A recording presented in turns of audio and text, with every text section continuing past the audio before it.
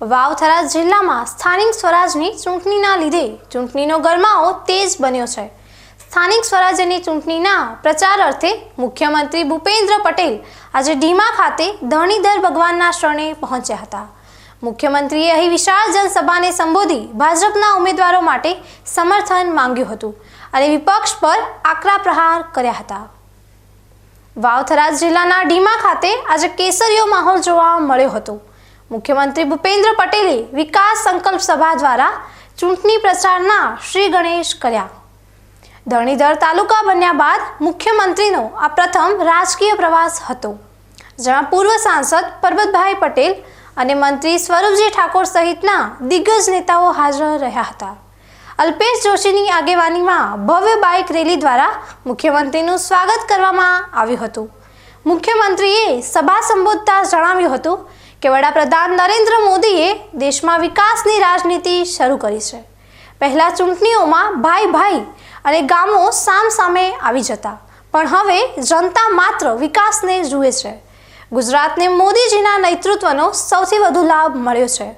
મુખ્યમંત્રીએ પોતાના સંબોધનમાં ભૂતકાળની સરકારો પર કટાક્ષ કરતા જણાવ્યું કે પહેલા ભર ઉનાળે લોકોએ વીજળી વિના લીમડા નીચે 4-4 કલાક બેસવું પડતું, જ્યારે આજે 10 મિનિટ પણ લાઇટ જાય તો ગાંધીનગર સુધી ખબર પડી જાય છે। તેમણે ખેડૂતો માટે નવી શરતની જમીનને પ્રીમિયમ વિના જૂની શરતમાં ફેરવવાના નિર્ણયને મોટી ઉપલબ્ધિ ગણાવી હતી। ભૂપેન્દ્ર પટેલે કાર્યકરોને ટકોર કરી હતી કે સરકારી યોજનાઓનો લાભ છેવાડાના માનવી સુધી પહોંચવો જોઈએ। તેમણે લોકોને 100% મતદાન કરવા અપીલ કરી હતી અને આડકતરી રીતે વિપક્ષને પડકાર ફેંકતા કહ્યું કે ભાજપને એવું સમર્થન આપો કે વિપક્ષી ઉમેદવારો ફોર્મ ભરતા પણ અચકાય। આમ સ્થાનિક સ્વરાજ્યની ચૂંટણી પહેલા જ મુખ્યમંત્રીએ બનાસકાંઠાની ધરતી પરથી વિકાસના જોરે વિજયી બ્યુગલ ફૂંકી દીધું છે। આમ તો અમારા માટે ખુશીનો માહોલ છે।